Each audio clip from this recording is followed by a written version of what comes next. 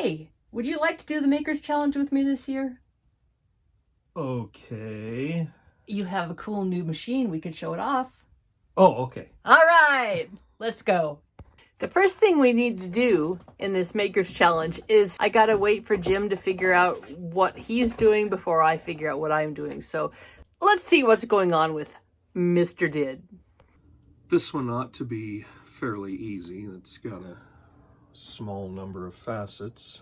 So tell me a little bit about this whole process, this faceting process. Because it's so pretty when it's done, but it's mysterious to me. It really is just a matter of attaching a stone to what's called a dop, which is just a stick. It's just a stick, yeah, okay. It's just a stick. We need a flat dop here. Ooh, you got a lot of dops there. And a lot of people use wax. I use super glue, a gel, that allows me to glue. Oh, that's got a nice flat bottom, huh? This one does, yeah. If it doesn't, then you just grind it until you have a flat surface to put it on. Anyway, once it's secure on there, then you mount it into your faceting mast, and you set an angle, and you have an index wheel that you can see how it rotates. So you find whatever index you want at whatever angle you want, and it spins, and you take this and you grind away material. You shift it, change the angle, change the index, grind it again. You keep repeating that until in a specific pattern until you have a finished stone. This is the diagram that I'll be using. Jeff Graham was a very noted designer. Whoa, that's a lot of numbers. Oh, that's actually a very small one. Okay, then let's get going. When I put it on the dop stick, I want to have it aligned nicely, and I'm going to use this side as the face. This is nice and smooth and flat, but I'll get better yield out of it by using this one. I'm going to scrape it down first.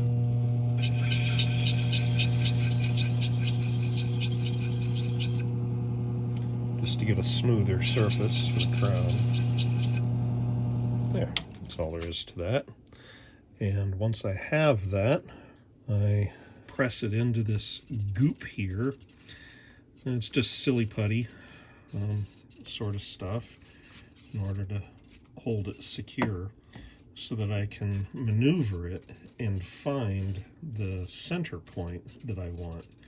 That helps me get it aligned properly and, again, get the best yield and try to avoid any kind of imperfections. Once I've got that set up to where I want it, I'll use the dop stick, glue it on in that case, and once that cures, then I'll be able to start grinding. Right, well, I know that this is going to be really, really awesome. Okay, I've got the stone dopped properly and on the stick. I've got my angle set at 45.73 degrees. I've got 6 facets that I want to cut, and all have to come to a single point, the cullet point. Get the 400 grit rotating. You can do it at a fairly high speed. And bring it down.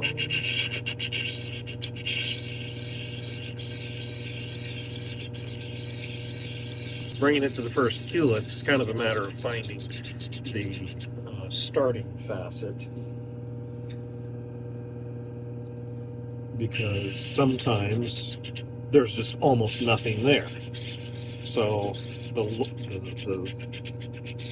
highest point is kind of where we need to start, and then the others we bring to that.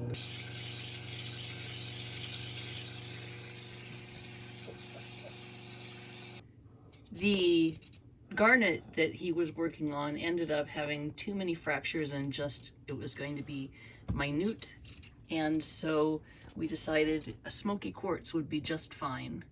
And the idea is to have all Montana stones, and there is certainly smoky quartz in Montana because we found it, right? That's right. So we're getting started again. And this will be significantly larger. Okay. Okay, so you basically have it shaped, and you're having a little bit of trouble with the point of it, which is called the culet. Is that correct? That's right. I'm using 600 grit at the moment. I just refer to it as the smoothing stage. I have to get all the meats basically where the edges and the points all connect with each other. They're called the meats. I have to get those more or less in place. And then I go over the entire thing again with 3000 grit diamond on zinc. And after that, I have to polish it, which means I have to go over the whole thing again with 50,000 grit diamond on tin. So this is not a fast process. No, this is not a fast process. And when little things like the culet chips, it's very annoying. Seems like it happens a lot. Well, it just depends on the material you're working with. Quartz is not known for being a forgiving material. Well, I'm sure you'll make it work. One way or another. Well, I've managed to polish the main 6 facets on the pavilion. They should stand out quite nicely so you can tell which ones they are if you get it in focus. It's focused. Okay.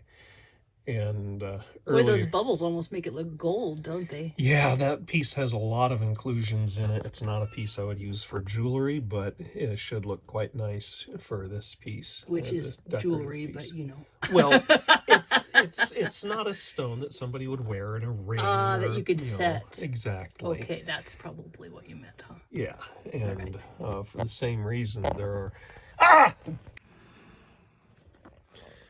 Kabuki has taken to sinking his claws into my kneecap anytime he wants to get on me. So it works, doesn't it? Oh boy, does it. Anyway, earlier I'd said that I was going to use 50K diamond for the polishing, and then I realized, wait a minute, this is quartz. So I'm actually using a ceramic lap and cerium oxide as a polishing agent. I don't know if the lighting is good there. So this is the pavilion, which is the bottom. Mm-hmm. All polished. You can see there's an awful lot of inclusions. There's a lot of inclusions in there. But you know, it might actually make it look kind of cool, like there's gold flecks in it or something. Yeah. I figure since it's not going to be capturing a lot of light and so on, it's going to be buried in something, that those inclusions might end up looking pretty nice. Yeah. What I did is I chose a cone dop so that it will fit largely onto the thing. You want to cover enough surface area of it, but not too much. This is called a transfer jig. It allows you to mate the 2 dops perfectly. That's all I needed. And bring it down.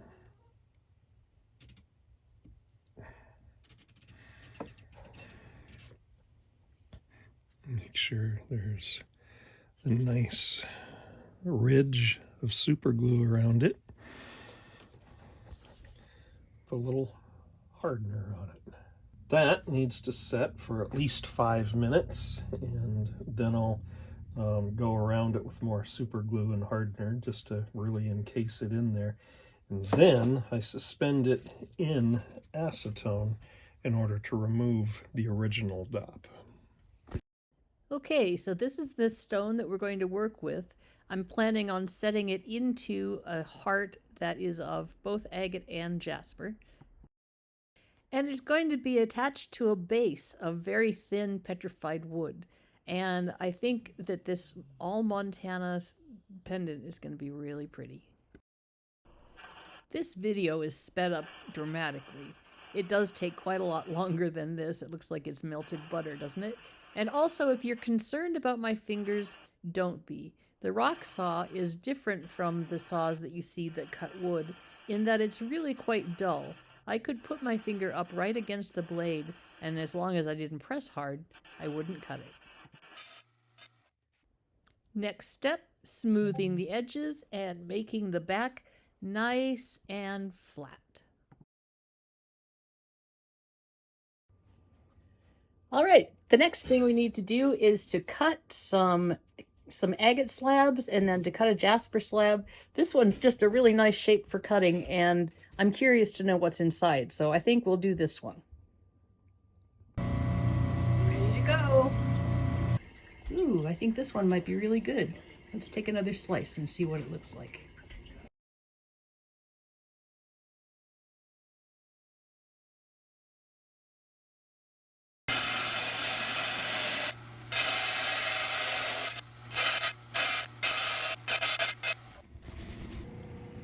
Okay, the next step is to polish these and put a nice dome on it. I want to leave this part flat, so that's going to be a little bit weird because usually you put a dome on the whole thing, but we'll give it a shot.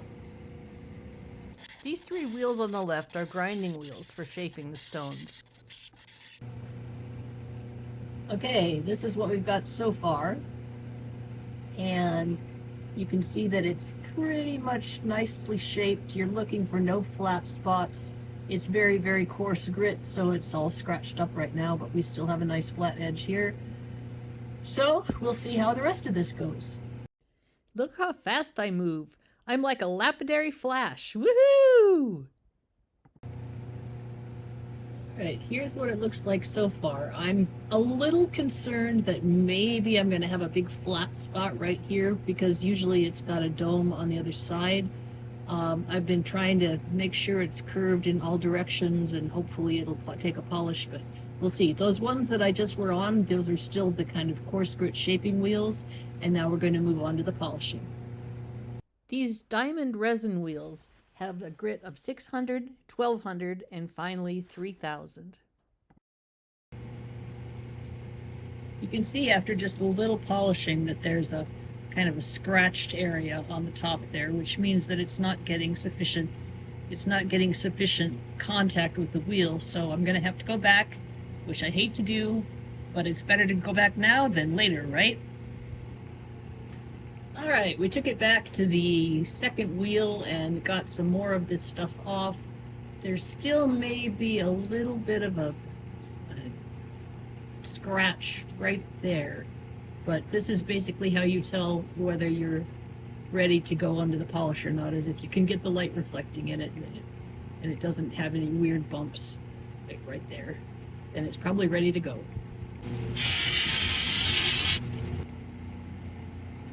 Yep, still there.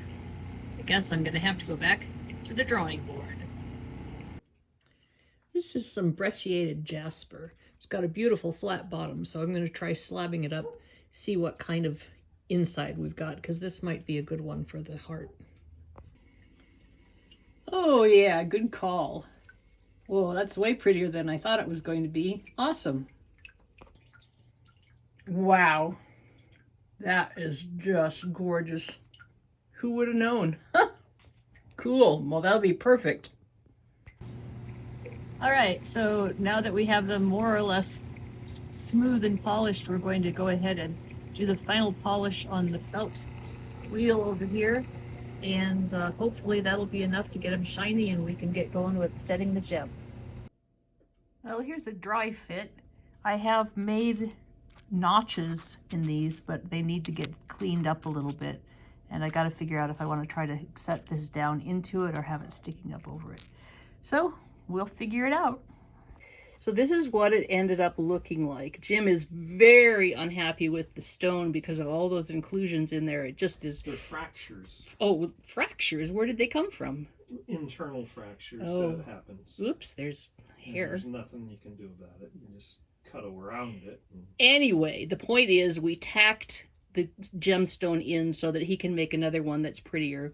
These are Montana sapphires around the outside here. We often get teeny tiny little sapphires when we're going through the sapphire bags, and there's really nothing you can do with them except this. So there it is, my Maker's Challenge project. Well, that was a learning experience. Hello, Kava. Anyway, I hope you enjoyed it. We are going to offer a revised version of this for the Heart for Rocks 2024, which is coming up on April 28th is the first video being released.